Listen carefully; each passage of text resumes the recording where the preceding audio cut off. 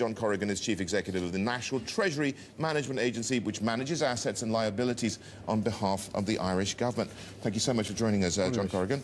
Let's just, a week ago you told the Parliamentary Committee in Dublin that sentiment toward Ireland had improved, and that was reflected in bond yields. We've seen the spread between bunds and your own bonds on the two-year rate anyway, highest in about a year now or thereabouts. What would you tell that committee now?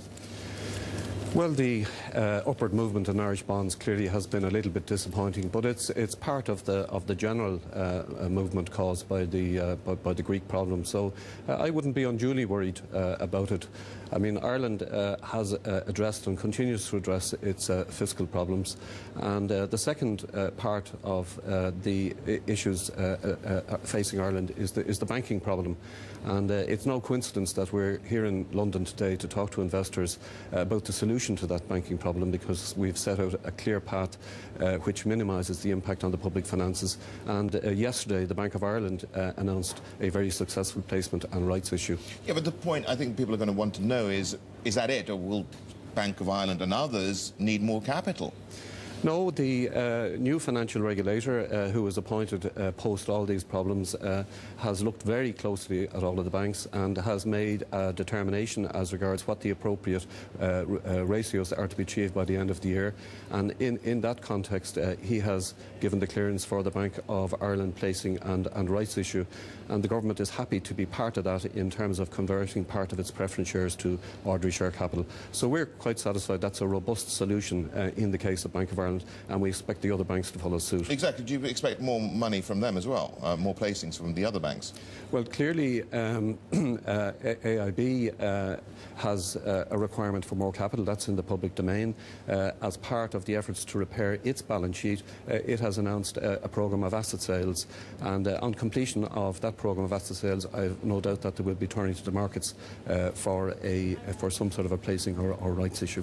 Now, of course, we're looking at your budget deficit. We're looking at that as a percentage of GDP on that graphic there. Just seeing that this is going to improve, are you confident you can actually get this down as quickly as the hope is here? Yeah. Well, the Finance Minister has been very single-minded in the approach that he's taken to the public finances. And if you look at the public sector, clearly the biggest element there is public sector pay. And if you take the 2009 budget and 2010 budget combined as an example of the measures taken, we've seen a cut of the order of 15% in pay. Now, that has been a huge pain taken by the public service, and we've also seen private sector pay rates cut. So he has delivered what he said he's delivered on. He's announced what he's going to deliver on in the budget later this year. So we're on a sustainable path towards getting the deficit down by 2014. Does it, make more sense for you now to be going to your issuance? Shouldn't it be longer dated rather than shorter maturities? Doesn't that make more sense, and is that what you'd be doing? Well, the average duration of the Irish debt is around 6.5 years, and 95% of the debt is fixed. So in that technical sense, we're very well circumstanced. We're looking at, and a number of investors have expressed interest in participating in a 30-year issue. That's certainly on the horizon, but I don't think in these turbulent times it's a sort of measure that it would be appropriate to take. Yeah, but a 30-year, I mean, what sort of coupon would you have, and what sort of discount would it go at? Well, it would travel at a rather expensive rate in current circumstances. That's why I'm saying to you that while it's on the horizon, we would have to pick our timing more carefully. What about any bond issues? Is it worth waiting a little while? Do you have that wriggle room, if you like, in order to be able to perhaps just get this issuance off slightly cheaper? Yeah. Well, we have a monthly auction programme, and that's going well. And obviously, we can vary the amount in the auctions. But at this point in time, we have a total borrowing requirement of about 20 billion for this year, and we have about 12 billion of that under our belt.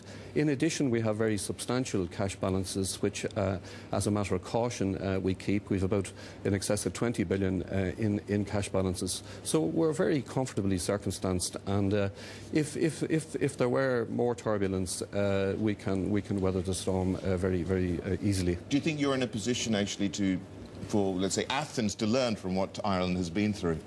Well, I'd be very slow to lecture another member of the Eurozone, but clearly the market is calling for tough measures. All countries have borrowed substantially, and Ireland, we believe, has been in the van in terms of showing what needs to be done.